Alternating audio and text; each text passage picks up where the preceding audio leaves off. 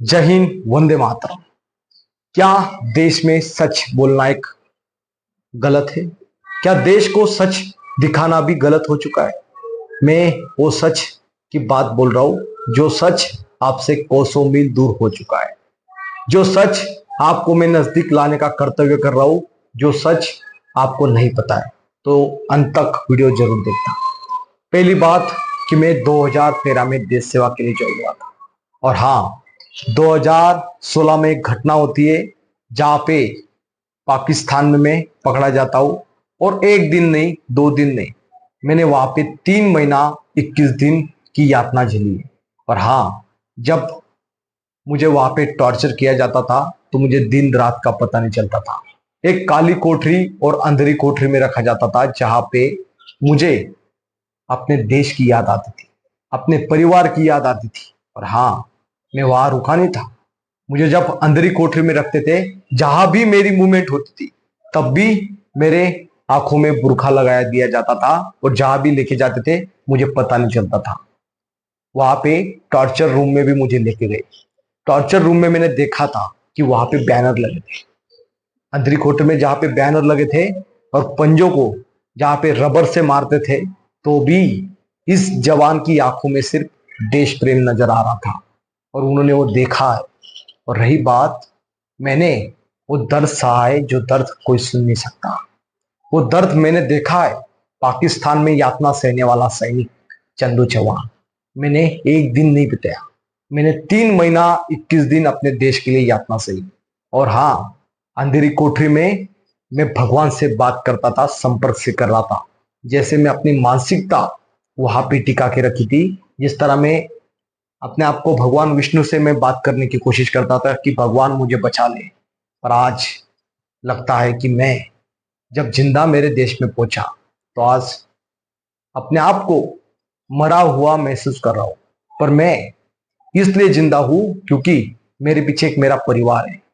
2.5 साल का बच्चा है, और पेट में एक बच्चा है अभी भी, जो हिंदुस्तान में आएगा दोबारा।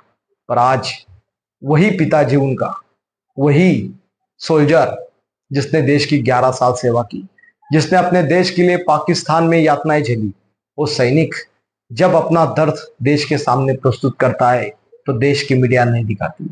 मजबूर होके वो नेताओं के सामने जाता है, विज्ञापन लेके भागता है, फिर भी उसकी आवाज कोई सुनता नहीं। पर आज आपको वीडियो के माध्यम से जरूर कहूंगा कि आज मुझे देश में कहीं नौकरी का अधिकार नहीं, प्राइवेट कंपनी में भी नहीं।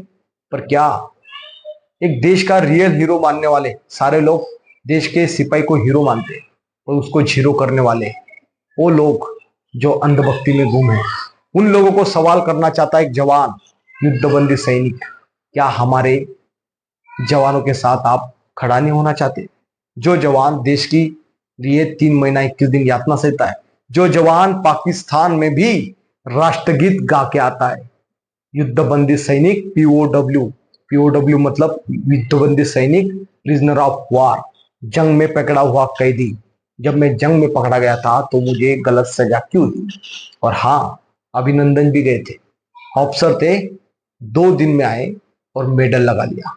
और यही नहीं रुका सिलसिला, पाकिस्तान से अनलीगल तरीके से आने वाली सीमा इधर जो यहाँ पे आती है, उसको तमाम नेशनल टेलीविजन चैनल कवरेज देते हैं। पर देश का सैनिक जिसने पाकिस्तान में 3 महीना 21 दिन यातना सही, उसका दर्द हमारे देश की मीडिया नहीं दिखाती। रही बात मेरी, जब मेरे देश के लोगों के सामने में रस्तों में सड़कों में घूमता हूँ तिरंगा लेके, तब वही कुछ लोग जो आवाज उठाना चाहता था, उसको आवाज दबाने के लिए उसके चैनल बंद करने के लिए भाग रहे। क्या हमारे देश में देशभक्ति का सिला मुझे ये मिला है कि मैं अपने ही देश में एक लावारिस जिंदगी गुजारूं? और हाँ, मैं यहाँ रुका नहीं, मैं सोच रहा हूँ आप लोगों से बात करूं, संपर्क करूं। पर हमारे देश के लोगों तक हमारी आवाज को रोकने के लिए अथक प्रयास किए जा रहे हैं। मुझे उम्मीद है आप सभी लोगों से, जनता से, इस वीडियो को आप गली से लेकर दिल्ली तक पहुंचाओगे, और हाँ, हमारी आवाज भी बनोगे। अगर हमारे सारे वीडियो देखिए ज्यादा से ज्यादा, और उसके बाद जो लिंक डाले मैंने, जिसको संपर्क करना चाहते हैं, तो उसमें डिस्क्लेमर में जाओगे तो उसमें भी मिलेगा। अगर हमें जिंदगी जीने के लिए भीख में कुछ चंदा देना चाहते हो तो दे भी सकते हैं। और रही बात, आज मैं अपने देश में एक जिंदा लाश बन के हुए घूम रहा हूं, क्या हमें इंसाफ मिलेगा? यही आखिरी उम्मीद आपसे लगा के बैठा। जय हिंद, वंदे मातरम।